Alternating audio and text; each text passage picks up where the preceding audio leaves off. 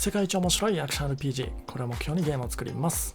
ついにね、エルデの地の王となることができましたので、現実世界の方に戻ってまいりました。ゲーム制作実況者のハイタカと申します。いやー、皆さんどうでしたか？エルデンリング。ここ1週間ぐらいね、うちのチームでもエルデン休暇っていうものを実施してたので、もう寝食忘れるぐらいの勢いでね、エルデの地をしゃぶり尽くしてきたわけなんですが、しゃぶり尽くしたって言ってもね、全然まだ戦ってないボスとか多分いっぱいいると思うんで、一応ね、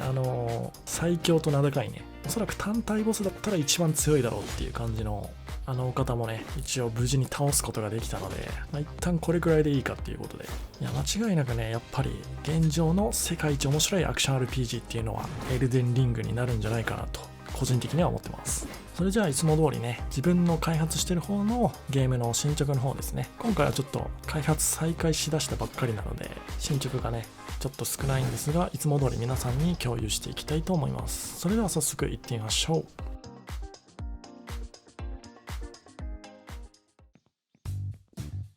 今回なんですけれども、主にちぎり関連の操作の洗練っていうところをやってました。前回の動画でもね、通常攻撃とかアーツに関しての操作を簡単にしようっていうところをやってたので、それを引き続きっていう感じですね。そういえばね、前回の動画にこんなコメントがねありました。側撃と銃撃の使い分けをボタンのホールド時間でやるのは仕様としてはちょっとリスクが高い気がします。これ以降もね、20行ぐらいにわたってめちゃくちゃね熱いコメントを書いてくださってるんですが、この人ね結構言ってること正しいですね。正論です。要はボタンを押した時じゃなくてね、リリース離した時に何らかのアクションが出るっていう操作方法はいろいろ問題があるんじゃないかっていうことですね。そうなんですよね。これターン押しした時と長押しした時で操作の内容を分けようと思うと、ボタンを押した瞬間じゃなくてね、離した瞬間にプログラマーを走らせるみたいなちょっと変わった実装をしないといけないんですよね。これ全く同じ問題が実はエルデンリングでも起こってて、ソウルシリーズからね従来続くシステムなんで、もう慣れてる方もねたくさんいらっしゃると思うんですけど、ローリングとダッシュの使い分けですね。ゲームもローリングとねダッシュがターン押し長押し同じボタンに振り当てられてるんですけど、今作だと丸ボタンかな。俺ちょっと使いにくすぎて丸ボタンと×ボタンの位置をシステムで入れ替えちゃってるんだけど、実は、要は丸ボタンを短く押すとローリング、長押しプラス移動スティックの入力でダッシュになるっていう風な操作感なんだけど、これを実現するためにローリングが出るタイミングが丸ボタンを押した瞬間じゃなくて丸ボタンを離した瞬間になっちゃってるんだよね。これに関してネット上の意見ではね、このボタンを離した瞬間にローリングする仕様のせいで感覚的に回避ができないだとか、そのくせ敵の動きはブラッドボーンとか赤狼みたいな超鬼畜な動きしてくるから今回は本当勘悔や精神極まってるよなみたいなことを言ってる人がいるんですが、いや待てと。そんなねボタンのリリースアクションっていうゲームの深い仕様まで理解しているハードコアなゲーマーたちは数フレームローリングが遅れるぐらいでぐちぐち言うなと、それ込みでちゃんと回避1本で勝てるように調整されとるわってマレニア先生が言ってました。僕は決してそんなことを口が裂けても言わないんでね、あくまでミケラの刃掛身のマレニア先生のお言葉ですからね。でもそのマレニア先生の言ってることも割と正しくて、数フレームずれてようが結局ね、ゲーム縦も強いんですけど回避オンリーでプレイしてても全然クリアできる難易度なんですよ。もちろん理想としてはね、全部ボタンを分けて全てプッシュのタイミングでアクションが出るようにね、リリースのタイミングっていうのを使わずに作り上げることができればそれが一番理想ではあるんですけど、やっぱりコントローラーのボタンっていうのは数に制限があるので、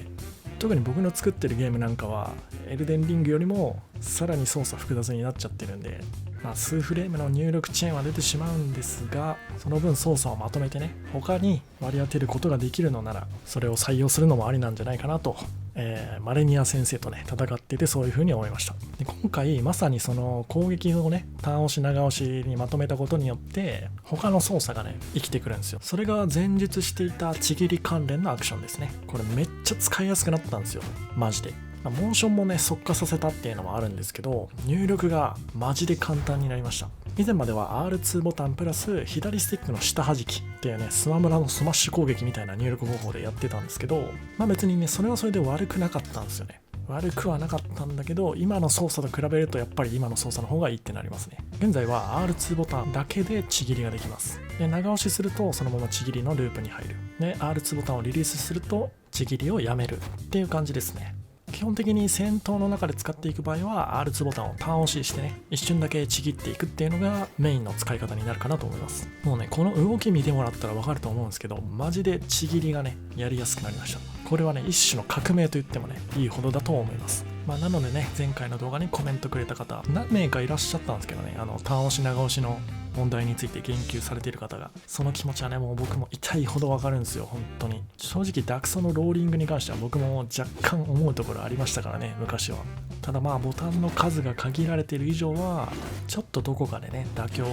と言いますか、全体的な操作のまとまりっていうところを意識して整理していかないといけないのかなと思いました。それにちぎりっていうアクションはね、このゲームを特徴づけるような大事なアクションでもあるので、もちろん攻撃も大事ですけどね、攻撃も大事ですけど、その弱攻撃、ターン押しで出す弱攻撃がリリースのタイミングから発生するので少し遅れてしまうんですが、それ込みでねゲームのバランスを調整していけば、つまり攻撃の前付けをその分減らすとかね、少しモーションを速化させてあげることによって、結局発生フレームは以前と変わってないよねみたいなこともできるので、ちぎりと通常攻撃でねうまく喧嘩にならないようにまとめることができたんじゃないかなと個人的には思っております。